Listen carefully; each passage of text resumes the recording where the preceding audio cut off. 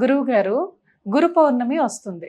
గురు పౌర్ణమి వల్ల అసలు ఉపయోగాలేంటి గురువుగారు? అది చేయటం వల్ల అసలు ఎందుకు చెయ్యాలి అనేది ఎవరికీ తెలీదు. కానీ వచ్చింది చేసేయాలి అన్నట్టుగా చేస్తా ఉంటారు. ఉపయోగాలేంటి గురువుగారు? ఏ దేవునికి గుర్తుగా చేస్తూ ఉంటారు ఈ గురు పౌర్ణమి? చాలా మంచి ప్రశ్న అమ్మా. ఓం శ్రీ గురుభ్యో నమః. హరి ఓం. గురవే సర్వలోకానాం భషజే భవరోగిణాం నిధయేత్ సర్వవిజ్ఞానాం దక్షిణామూర్తయే నమః. మనకు శాస్త్రంలో వేదమనోస్యాచార్యోంతే వాసినమనుషాస్తి సత్యం వధ ధర్మంచరా అని ఓ మంత్రం ఉంది తల్లి. అది ఉపనిషత్తుల్లో ఉంది. అందులో ఒకటి ఉంది, ఏంటిది? ఓం మాతృదేవో భవ పితృదేవో భవ ఆచార్య దేవో భవ అని అన్నారు. మనకు భగవంతుడి కంటే ముందుగా తల్లిదండ్రులను పూజిస్తూ ఉంటాం. తర్వాత ఆ స్థానంలో ఉండేది ఎవరయ్యా అంటే గురువు. గురువులు అంటే ఎవరు? ఇప్పుడు సకల చరాచరాది దేవతామూర్తులందరికీ గురువు ఎవరయ్యా అంటే బృహస్పతుల వారు. నవగ్రహాలలో ఒకటైనటువంటి గురువు. యుద్ధ విద్యలే కానివ్వండి, వేద శాస్త్రాలు, ధర్మ పురాణాలు ప్రతి ఒక్కటి కూడా భగవంతులకు నేర్పించి అందరికీ ఉండేటువంటి వాడు బృహస్పతి గ్రహం. అదొకటి. రెండవది దక్షిణామూర్తి. శివుడి యొక్క హంసలో నుంచి జన్మించిన వాడు దక్షిణామూర్తి. తర్వాత సకల చరాచరాది తంత్ర విద్యలకు మూలకారుడు, త్రిమూర్తుల సహితంగా ఏకగర్భంలో జన్మించినటువంటి దత్తాత్రేయుల వారు. దత్తాత్రేయుల వారు రెండవది. తర్వాత శంకరాచార్యుల వారు, తర్వాత రాఘవేంద్ర స్వామి వారు, ఇలా చాలామంది ఉంటూ ఉన్నారు. ఇప్పుడు ప్రస్తుతానికి శృంగేరి పీఠం కానివ్వండి, కంచిపీఠం కానివ్వండి, యతీశ్వరులు ఉన్నారు కదా, భార్యకుడు. అయితే మనకు ఆషాఢంలో మాత్రమే గురు పౌర్ణమి వస్తుంది. ఈ గురు పౌర్ణమి విశేషం కూడా ఏంటి అని అంటే, ఆషాఢ మాసంలో తొలి ఏకాదశి అని వస్తుంది. తొలి ఏకాదశి రోజున చాతుర్మాస్య దీక్ష అనేది ప్రారంభమవుతుంది. ఈ చాతుర్మాస్య దీక్ష దేనికోసం ప్రారంభమవుతాయా అంటే, అప్పటి నుంచి గురువు యొక్క పూజాధికాలు గావిస్తూ ఉంటారు ప్రథమంగా.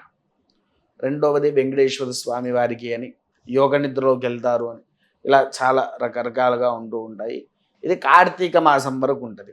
తర్వాత మనకు ఇంకో ఆషాఢ మాసంలో గొప్ప విశిష్టత, ఆకామావై అని 4 ఉంటాయి. ఆ అంటే ఆషాఢము, కా అంటే కార్తీకము, మా అంటే మాఘమాసము, వై అంటే వైశాఖము. ఈ 4 మాసాలలో మనము ఎప్పుడైనా కూడా సముద్ర స్నానము, నదీ స్నానాన్ని ఆచరించాలి. ఆచరిస్తే అద్భుతమైన శక్తి, మనలో ఉండే దరిద్రం పోయి మంచి శక్తి అనేది మన ఒంట్లో ప్రవహించడం జరుగుతూ ఉంటుంది. అందులో ముఖ్యంగా ఈ గురు పూజ చేసేది కొంతమంది ఉన్నారు. ఎలా అంటే శుద్ధ మొద్దులు కానివ్వండి, అలా కొంతమందిగా ఉంటారు. చదువు పరంగా వాళ్ళు ఎక్కువగా సాగలేరు. ఎందుకు అనంటే, తల్లిదండ్రులు చదువుకునేటప్పుడు వేరే చిన్నటువంటి దోషాలు గావిస్తూ ఉంటారు. అంటే ఎక్కడ చదువుకునేటప్పుడు నీవే ఉన్నావు తల్లి, చిన్న ఎగ్జాంపుల్ చెప్తా. నీవే ఉన్నావు, నువ్వు స్కూల్లో చదువుకుంటున్నావు, కాలేజీలోనో స్కూల్లోనో ఇలా ఉన్నావు. ఏదో ఒక్క రోజున ఈసారి వచ్చాడేంద్ర, వీడు వచ్చిందంటే నాకు ఇంకా అది అయిపోతుంది అని అనుకున్న సందర్భం ఉందా? ఉంది గురువుగారు. ఉన్నదా? ఉంటుంది. దానివల్ల గురు దోషంలో నువ్వు పడ్డట్టే.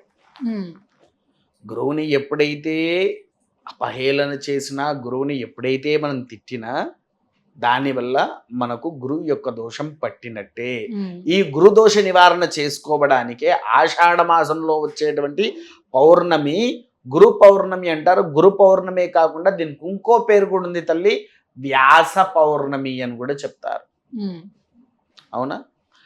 అయితే వాస్తవానికి ఏం చేయాలి? వ్యాస పౌర్ణమి రోజున ఉదయాన్నే లేచి కాళ్ళకృత్యాలు ఆచరించి భగవంతుని దగ్గరికి వెళ్ళేసి దీపారాధన చేసి దీపారాధన చేసిన తర్వాత శంకరాచార్యుల ఫోటో కానివ్వండి, దక్షిణామూర్తి కానివ్వండి, దత్తాత్రేయులు కానివ్వండి, ఇలా వారి ఫోటోలు పెట్టండి.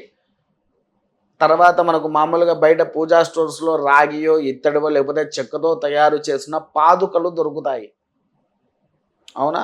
ఆ పాదుకలు తెచ్చి అవి పెట్టేసి పాదుక పూజలు ఆచరించండి. లేదా ప్రత్యక్షంగా మీ గురువు ఎవరైనా ఉంటే ఆ గురువుని ఇంటికి పిలిచి కాళ్ళు కడిగి పుష్పార్చన చేయండి. వారికో వస్త్రం పెట్టండి. వస్త్రం అంటే షర్ట్ పీసో, ఫైన్ పీసో, లేకపోతే ఫుల్గా డ్రెస్సో, లేకపోతే ఒక ధోతినో, ఏదో ఒకటి గురువుగా. అయితే ఇంకొకటి ఏంటి అని అంటే, మనకు గురువు కేవలం విద్యలోనే ఉంటాడా? ప్రతి దాంట్లో ఉంటారు విద్యలో. అనువనువులో మనకు ప్రతి ఒక్క గురువు ఉంటారు. ఇప్పుడు మ్యాథ్స్కి ఒక గురువు ఉన్నాడు, సైన్స్కి ఒక గురువు ఉన్నాడు, ఇట్లా ప్రతి ఒక్క దానికి ఉన్నప్పుడు ఇప్పుడు అంతెందుకు నువ్వే ఉన్నావు, మీడియా ఛానల్కి ఎక్కావు. మీడియా ఛానల్లో ఒక యాంకర్గా రావాలంటే నీకు ఒక గురువు ఉన్నట్టే కదా. యాంకర్ కింద తను చెప్పినట్టుగా నువ్వు ఇలా చేసుకుంటూ పోతూ ఉంటావు కదా, తను నీకు గురువుగా ఉన్నట్టే కదా.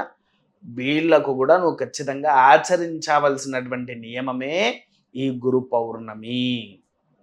నావా తల్లి, ఈ గురు పౌర్ణమి చక్కగా అందరూ మన గురువుగా ఎవరైతే భావిస్తామో వారికి ఆచరించిన తరువాత ఉదయం పూట ఒక 11 పలకలు కానివ్వండి, 11 పుస్తకాలు కానివ్వండి, తర్వాత బ్రాహ్మణులకు వేదం నేర్చుకునే పిల్లవాళ్ళు ఎవరైనా ఉంటే కనుక వ్యాసపీఠ అని దొరుకుతుంది.